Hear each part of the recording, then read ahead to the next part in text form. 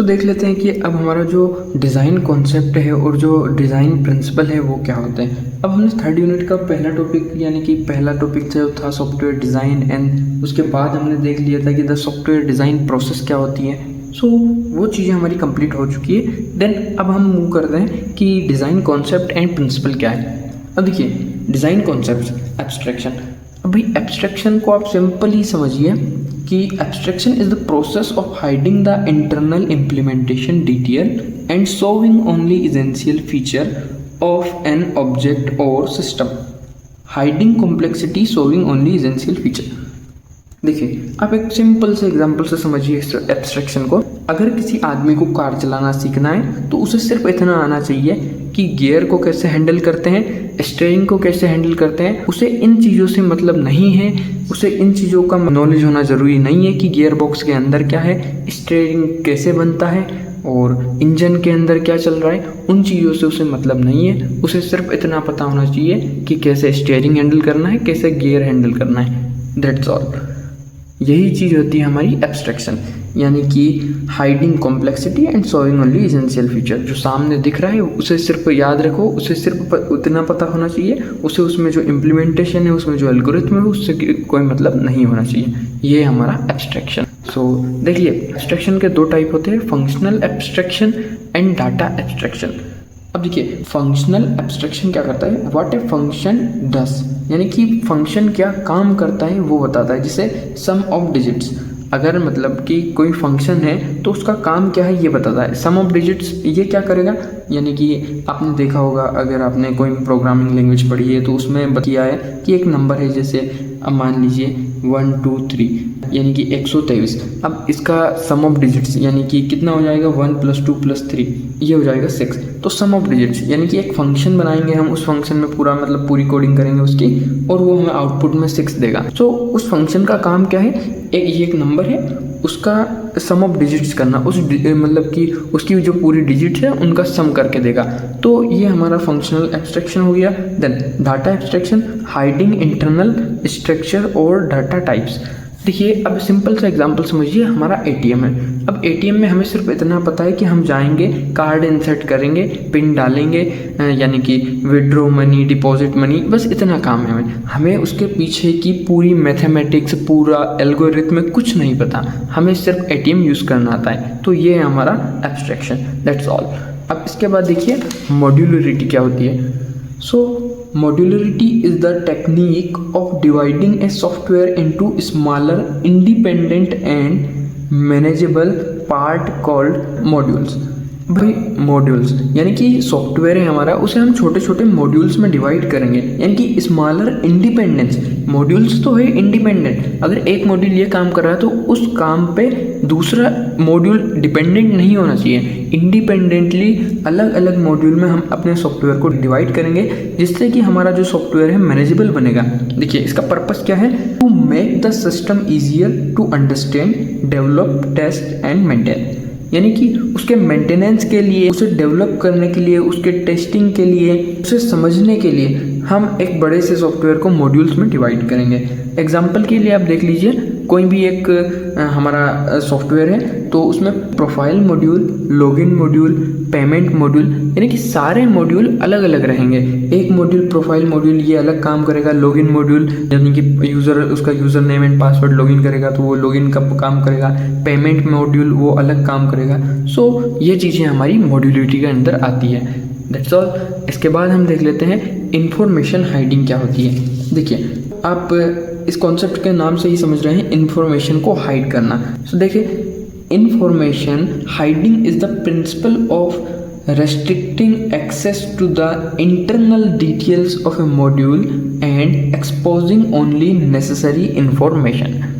ये क्या बोल रहा है, सिर्फ नेसेसरी इन्फॉर्मेशन को एक्सपोज करेगा और हमारी जो जितनी भी इंटरनल डिटेल्स है उन्हें एक्सेस नहीं करने देगा, यानी कि किसी भी अनऑथराइज्ड यूज़र को एक्सेस नहीं करने देगा।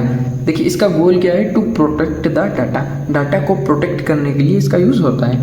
एग्जाम्पल के लिए आप इसे किस तरह से समझेंगे कि login, user name, hide, password. अब देखिए यहाँ मतलब कि कहीं पर भी एक इंटरफेस है, यूज़र इंटरफेस है, उसमें आपने सबसे पहले अपने यूज़र नेम डाला, देन लॉगिन करने के लिए आपने पासवर्ड डाला। तो आपने देखा होगा कि हम यूज़र नेम डालते हैं इजीली, वो हम टाइप कर देते हैं, लेकिन जब हम पासवर्ड डालते हैं तो पासवर्ड हाइड हो जाता है, मतलब कि दिखता नहीं है, एक ऐसा स्टार बना हुआ आता है, यानी कि वो पासवर्ड को हाइड कर देता है। यही है हमारा information hiding. That's all. So I hope आप लोगों को समझ में आया होगा। देन हम अगले कॉन्सेप्ट की ओर बढ़ते हैं। सो अगला हमारा कॉन्सेप्ट है फंक्शनल इंडिपेंडेंसी। अब फंक्शनल इंडिपेंडेंट क्या होता है? Functional independence means each module should perform a specific task independently with minimal interaction with other modules. यानी कि हर एक मॉड्यूल अलग अलग अपना स्पेसिफिक टास्क परफॉर्म करेंगे और वो भी बिना किसी पे डिपेंड हुए, यानी कि हर एक मॉड्यूल इंडिपेंडेंटली अपना वर्क करेंगे और वो भी मिनिमल इंटरेक्शन के साथ, यानी कि एक दूसरे के बीच में कोई इंटरेक्शन नहीं होगा, वो सिर्फ अपना काम परफॉर्म करेंगे, अपना एक स्पेसिफिक टास्क परफॉर्म करेंगे। That's all. सो इसके बाद हम देख लेते हैं कि हमारे जो सॉफ्टवेयर डिज़ाइन प्रिंसिपल है वो क्या होते हैं। अब भाई बहुत सारे प्रिंसिपल है जो कि हम आगे स्टेप बाय स्टेप देखने वाले हैं। अब पहला जो हमारा प्रिंसिपल है वो है ड्राई, यानी कि डोंट रिपीट योरसेल्फ। अब इसका क्या मतलब होता है? एवरी पीस ऑफ नॉलेज और logic should have a single unambiguous representation in A system. यानी कि किसी भी सिस्टम में कोई भी मॉड्यूल हुआ, यानी कि हमारे जो सॉफ्टवेयर सिस्टम है उसका अलग अलग पार्ट्स है, वो हर एक चीज़ यूनिक होनी चाहिए, सिंगल होनी चाहिए और अनएम्बिजियस होनी चाहिए। यानी कि कोई भी अगर इन्फॉर्मेशन है तो अनएम्बिजियस हो, स्पष्ट हो, क्लियर हो। वही चीज़ें हैं हमारी ड्राई प्रिंसिपल के अंदर। देखिए इसका गोल देखिए, अवॉइड कोड डुप्लीकेशन, यानी कि जो रिपीटेशन होती है किसी भी चीज़ की, कोई भी चीज़ ओवरलैप नहीं होनी चाहिए, कॉन्फ्लिक्ट नहीं होनी चाहिए, avoid the duplication. That's all. Then इसके बाद हम देखते हैं अपना सेकंड प्रिंसिपल जो कि है SRP। अब SRP का फुल फॉर्म क्या है? Single responsibility principle. Single responsibilities आप समझ रहे होंगे, यानी कि एक पर्सन को एक ही रिस्पॉन्सिबिलिटी आएगी, उसे सिर्फ वही परफॉर्म करना है, वही काम करना है। अगर किसी आदमी को बोला गया है कि भाई तू जाके पानी ले हमारे लिए, सिर्फ वो पानी लाएगा। That's all. यानी कि one class will handle only one job. Example के लिए, a report printer class should only handles printing reports. यानी कि जो हमारा रिपोर्ट प्रिंटर क्लास है वो सिर्फ एक ही काम करेगा, रिपोर्ट को प्रिंटिंग करने का। That's all. यही है हमारा SRP प्रिंसिपल।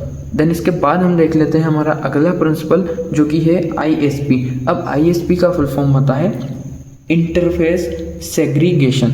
अब भाई इंटरफेस सेग्रीगेशन से आप क्या समझते हो? According to this create small focused interface. यानी कि एग्जाम्पल से आप समझिए, हमारा कॉलेज मैनेजमेंट सिस्टम है, स्टूडेंट मैनेजमेंट ग्रुप, यानी कि एक स्टूडेंट मैनेजमेंट ग्रुप है, वो सिर्फ एक ही चीज़ हैंडल करेगा, student record, handles student record. Faculty management group handles only faculty record. Library group handles book record. यानी कि हमारा जो हर एक स्मॉल इंटरफेस है वो अलग अलग चीज़ों को अलग अलग तरीके से परफॉर्म करेगा। अगर एग्जांपल के लिए आप देखो कि हमारा जो कॉलेज मैनेजमेंट सिस्टम है उसमें स्टूडेंट मैनेजमेंट जो एक ग्रुप है वो सिर्फ एक ही काम है उसका, हैंडल्स स्टूडेंट रिकॉर्ड। अब हमारा जो फैकल्टी मैनेजमेंट ग्रुप है उसका एक ही काम है, हैंडल्स फैकल्टी रिकॉर्ड। यानी कि हमारा जो स्टूडेंट मैनेजमेंट है वो स्टूडेंट के रिकॉर्ड को हैंडल करेगा, जो फैकल्टी मैनेजमेंट ग्रुप है वो handles faculty record only. Then library group. अब लाइब्रेरी मैनेजमेंट ग्रुप जो है ऑब्वियस सी बात है कि ये बुक्स के रिकॉर्ड को हैंडल करेगा। That's all. यानी कि सारे अलग अलग चीज़ों के लिए एक स्मॉल अलग अलग मॉड्यूल होना चाहिए, अलग अलग ग्रुप होना चाहिए। यही है हमारा इंटरफेस सेग्रीगेशन। देन इसके बाद हम अगला प्रिंसिपल देखते हैं हमारा जो कि है ओपन क्लोज्ड प्रिंसिपल, यानी कि OCP। Software entities should be open for extension but closed for modification. अब भाई देखिए एकदम सिंपल सी बात है कि software entity should be open for extension. Extension के लिए तो ओपन हो बट क्लोज्ड फॉर मॉडिफिकेशन। अब देखिए एक सिंपल से एग्जांपल से समझिए, आपका एक मोबाइल फ़ोन है, मोबाइल फ़ोन को आप अलग से मॉडिफाई नहीं कर सकते, लेकिन मोबाइल फ़ोन में अगर आप सिंपली कोई भी एक्सटेंशन यानी कि कोई भी एप्लीकेशन, कोई भी ऐप इंस्टॉल करना चाहते हो तो आप इंस्टॉल कर सकते हैं, देन उसे यूज़ कर सकते हैं। ये हो गया open for extension but closed for modification, यानी कि अपना जो मोबाइल है आप उसे लिनक्स में तो कन्वर्ट नहीं कर सकते, आप उसे आईफोन में तो कन्वर्ट नहीं कर सकते, यानी कि आप ऑपरेटिंग सिस्टम को नहीं बदल सकते हैं। आप सिर्फ उसमें एक ऐप इंस्टॉल कर सकते हैं, यानी कि दूसरी चीज़ें ऐड कर सकते हैं बट उसे मॉडिफाई नहीं कर सकते। यही है अपना open close principle. So means you should be able to add new features without changing code. ये है हमारा टेक्निकल टर्म है। देन इसके आगे हम देख लेते हैं। फिफ्थ है keep it simple. Software design should be keeped simple and avoid unnecessary complexity. अब इसका क्या मतलब है? एग्जाम्पल के लिए देखिए, student use simple language for exam notes, यानी कि हमें अननेसेसरी कॉम्प्लेक्सिटी को एकदम रिड्यूस करना है। हमें नहीं मतलब है कि बहुत ज़्यादा कॉम्प्लेक्स लैंग्वेज यूज़ करें हम। देखिए एक स्टूडेंट होता है, एक स्मार्ट स्टूडेंट होता है, वो एग्ज़ाम में जब नोट्स बनाता है एकदम सिंपल अपनी लैंग्वेज में नोट्स बनाता है। वही है अपना कीप इट सिंपल, यानी कि हर एक चीज़ को सिंपल रखो ताकि सामने वाला व्यक्ति भी समझ पाए, हम भी समझ पाए। That's all. भाई अगला हमारा जो प्रिंसिपल है वो है हाई कोहेजन, यानी कि the degree to which element with a module are related. अब इसका क्या मतलब हुआ कि जो मॉड्यूल है वो जो टास्क परफॉर्म करेगा वो रिलेवेंट होना चाहिए, यानी कि कोई भी उसे जो स्पेसिफिक टास्क असाइन किया गया है वो इररिलेवेंट नहीं होना चाहिए, वो अपना सेम काम करना चाहिए। अब रियल लाइफ में एग्जांपल लीजिए आप कि अगर एक लाइब्रेरी डिपार्टमेंट है, a library department is responsible only for issuing and returning books, यानी कि अगर लाइब्रेरी डिपार्टमेंट है वो सिर्फ बच्चों के लिए बुक इश्यू करने के लिए है एंड रिटर्न करने के लिए, बाकी इसके अलावा दूसरा काम नहीं करेगी।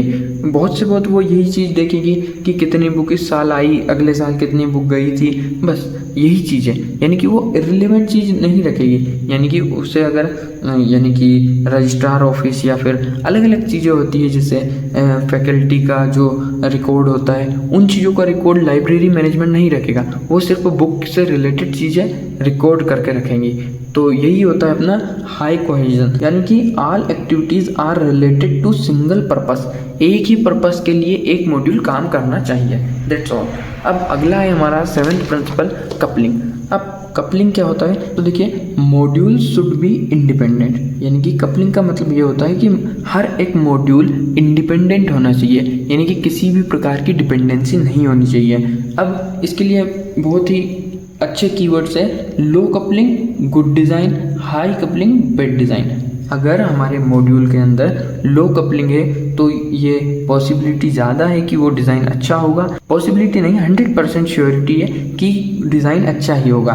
एंड हाई कपलिंग यानी कि बैड डिज़ाइन बुरा होगा। एग्जाम्पल के लिए payment module is not directly depend on the notification module, यानी कि अगर कोई भी व्यक्ति किसी भी ऐप से, ऑनलाइन पेमेंट बैंक वाले ऐप से अगर किसी को पैसे डाल रहा है, क्रेडिट डेबिट कुछ भी प्रोसेस कर रहा है, तो वो डायरेक्टली नोटिफिकेशन मॉड्यूल पर डिपेंडेंट नहीं है, यानी कि ज़रूरी नहीं है कि उसका नोटिफिकेशन आना ही है, 100% श्योरिटी नहीं है, यानी कि नोटिफिकेशन मॉड्यूल से उसका कोई तालमेल नहीं है। यही चीज़ें हैं हमारी कपलिंग के अंदर। सो आई होप आप लोगों को सारे प्रिंसिपल एंड सारे कॉन्सेप्ट अच्छे तरह से समझ में आए होंगे। एंड अगर सिंपली कोई भी डाउट हो तो आप कमेंट कर सकते हैं।